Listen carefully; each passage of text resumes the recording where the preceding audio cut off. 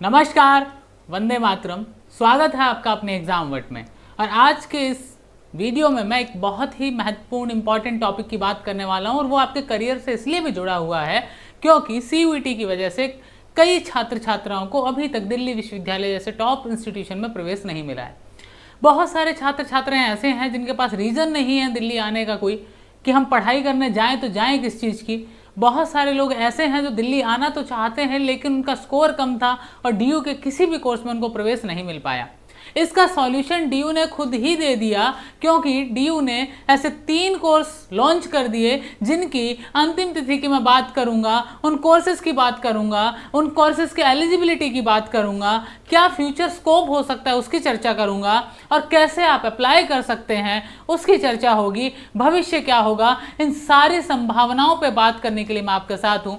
और दिल्ली विश्वविद्यालय में जो ये 3 कोर्सेज आए हैं ये क्या हैं, इनकी विस्तृत रूपरेखा क्या है, इससे पहले ये कोर्स कहाँ कहाँ और चल रहे थे, इन कोर्सेज में क्या अभी तक स्कोप एकेडमिक में है, राजनीतिक क्षेत्र में क्या है, उन सब पे बात आपसे हम करेंगे, या फिर शोध में हम कितना और काम इस कोर्स में कर पाएंगे। चलिए बात करें उससे पहले आपसे निवेदन है कि अगर आप चैनल पर पहली बार आए हैं तो सब्सक्राइब कर लीजिए ताकि आने वाले दिनों में आपको सारे के सारे अपडेट यहाँ प्राप्त हो सके।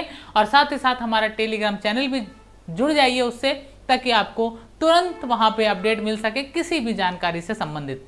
तो आज हम बात करने वाले हैं डीयू में आए हुए 3 नए कोर्सेज की। 3 नए कोर्स आए हैं और ये 3 कोर्स कौन कौन से हैं इनको जान लेते हैं हम वन बाय वन। सबसे पहला जो कोर्स है, चर्चा उसकी ज़्यादा हो रही है, कोर्स है हिंदू स्टडीज़। हिंदू स्टडीज़, अब हिंदू स्टडीज़ की जब हम बात करते हैं तो हिंदू स्टडीज़ मोस्टली देश के 2-3 विश्वविद्यालयों में बड़ी ही गंभीरता के साथ पढ़ाया जा रहा है और लोग पढ़ रहे हैं और उसके ऊपर रिसर्च भी हो रहा है। तो वो खासकर 2 यूनिवर्सिटीज़ के मैं नाम लेना चाहूँगा। पहला यूनिवर्सिटी है बनारस हिंदू विश्वविद्यालय, BHU बनारस में है, और आपको पता होगा जो राष्ट्रीय संस्कृत विश्वविद्यालय है वहाँ पे, ठीक है, जो राष्ट्रीय संस्कृत विश्वविद्यालय है यहाँ पे हिंदू स्टडीज़ की पढ़ाई होती है। लेकिन अब ये सेम हिंदू स्टडीज जो सब्जेक्ट है ये आपको पढ़ने को मिलेगा कहाँ पे, दिल्ली विश्वविद्यालय में, यानी कि आपके डीयू में। डीयू में ऐसा ही एक कोर्स और चलता है जो कि कहा जाता है कि डीयू की राजनीति का सबसे बड़ा गढ़ है वो सेंटर, यानी अभी डूसू के जो चुनाव हुए थे उसमें जितने भी लोगों ने चुनाव लड़ा उसमें लगभग लोग, एक सेंटर था जिसका नाम है बुद्धिस्ट स्टडीज़।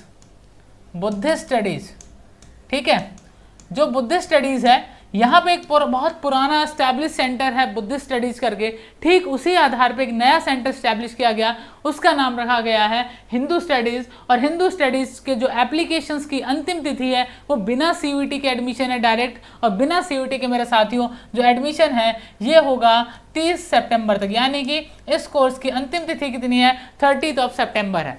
30 सितंबर तक आप ऑनलाइन अप्लाई कर सकते हो, लिंक आपको मिल जाएगा इस वीडियो के डिस्क्रिप्शन में, और साथ ही साथ आप डायरेक्ट टेलीग्राम से भी वो लिंक ले सकते हैं। अब मैं इसकी थोड़ी संभावनाओं पे बात कर लेता हूँ, हिंदू स्टडीज़ की संभावनाएं क्या है। जितना मेरा रिसर्च है हिंदू स्टडीज़ को लेके मैं उसके आधार पे बात कर रहा हूँ। हो सकता है कि आपको वो पूरी तरह सेटिस्फाई ना कर पाए और हो सकता है कि आपको मेरी बातें सेटिस्फाई कर भी दें। तो हिंदू स्टडीज़ की अगर हम बात करें तो हिंदू स्टडीज़ का चलन जो है वो पिछले 4 से 5 साल में काफ़ी बढ़ा है।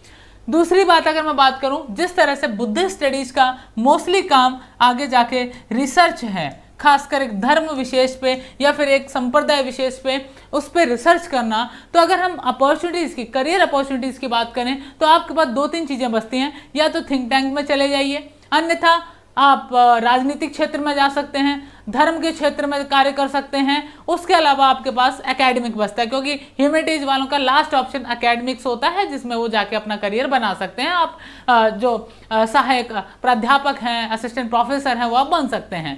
ये एक ऑप्शन है, इसमें आप रिसर्च करेंगे, रिसर्च करके आप राइटर बन सकते हैं। खासकर हिंदू धर्म के बहुत सारी किताबें हैं जिनके ऊपर एनालिसिस करना आज तक बाकी है, लोग उन पर कर रहे हैं और उनकी बुक्स की अच्छी खासी संख्या में सेल भी हो रही है। तो आपके पास ये 4-5 ऑप्शन है जो कि भविष्य में मुझे दिखाई दिए ऐसे कि अगर मैं हिंदू स्टडीज का छात्र होता तो मैं जीवन आजीविका के लिए, जीवन यापन करने के लिए मैं क्या क्या कर सकता था। तो मुझे यही थिंक टैंक दिखाई दिए जो कि धर्म पे बेस्ड हैं कुछ, उसके अलावा बहुत सारी जो धर्म पे आधारित विश्वविद्यालय हैं वहाँ पे हो सकता है आपको असिस्टेंट प्रोफेसर का काम मिल जाए, रिसर्च एसोसिएट का काम मिल जाए। ये 5-6 ऑप्शंस हैं। या फिर मैंने आपको बताया धार्मिक क्षेत्र में आप बहुत सारी चीज़ों पे रिसर्च करके एक क्रिटिकल एनालिस्ट बन सकते हैं, अपनी बातों को कहने के लिए एक धर्म विशेष के ग्रंथों का अध्ययन करने के बाद भी आप उसका एक नए सिरे से कहीं की उसे लिख सकते हैं, चीज़ों को अपने विचारों की अभिव्यक्ति करने के लिए। तो आजकल लोग उसको भी काफ़ी पसंद कर रहे हैं। तो मेरे अकॉर्डिंग ऑप्शन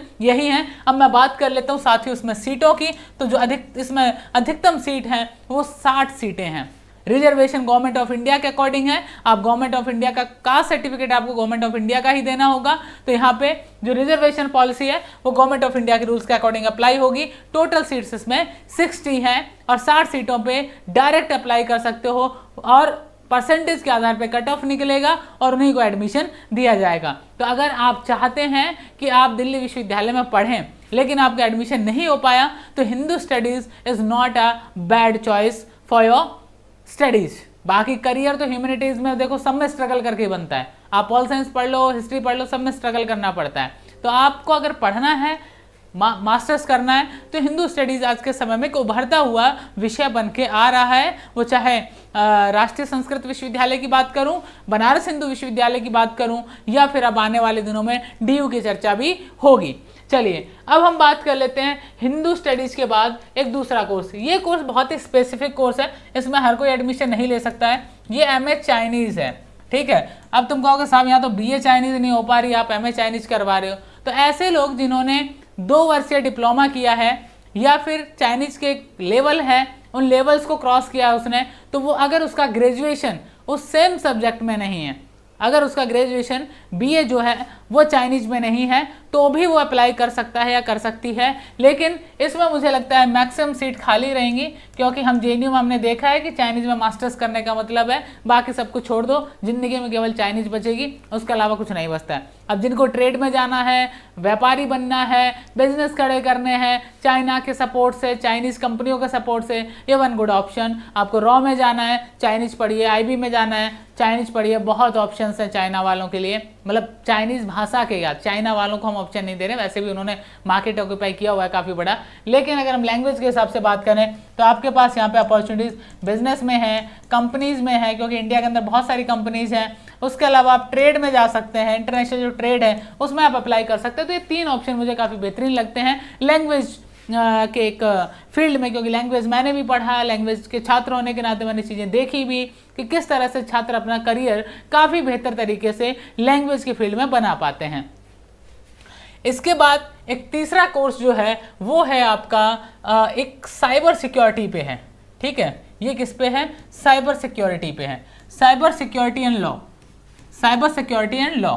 ये देखिए इसमें भी हर कोई अप्लाई नहीं कर सकता है। इसके लिए मैंडेटरी है कि आपने कम से कम BSc तो किया ही हो स्पेसिफिक फील्ड में, अन्यथा आपके पास BTech हो, यानी आपके पास कोई ना कोई टेक्निकल डिग्री होनी बहुत ज़रूरी है। अगर आप टेक्निकल डिग्री नहीं है आपके पास तो आप इसमें अप्लाई नहीं कर सकते। मज़े की बात यह है कि आने वाले दिनों में, आने वाले सालों में इंडिया में साइबर सिक्योरिटी के फील्ड में लगभग जो मैंने रिसर्च करा उसके अकॉर्डिंग 3 लाख से ज़्यादा नौकरियां पर ईयर क्रिएट होंगी। क्योंकि आप जानते हैं मोस्टली आप साइबर जो इश्यूज़ हैं वो आप डेली देखते हैं। कभी आपके ATM से पैसे कटने वाली बात हो, आपके पर्सनल डेटा की चोरी हो, बहुत सारे ऐसे ऑप्शंस हैं, आपकी निजता का हनन हो, आपकी प्राइवेसी लीक हो जाना हो, पूरा हैकर्स वगैरह जो देखे होंगे आपकी, क्योंकि वो सारा का सारा किस में आता है? साइबर सिक्योरिटी का पार्ट होता है। और साइबर सिक्योरिटी एक ऐसा फील्ड है जिसमें मैं कहूँ कि अनंत पैसा है आपके पास, अगर आपके पास नॉलेज है तो साइबर सिक्योरिटी एंड लॉ में एक नया कोर्स आया है,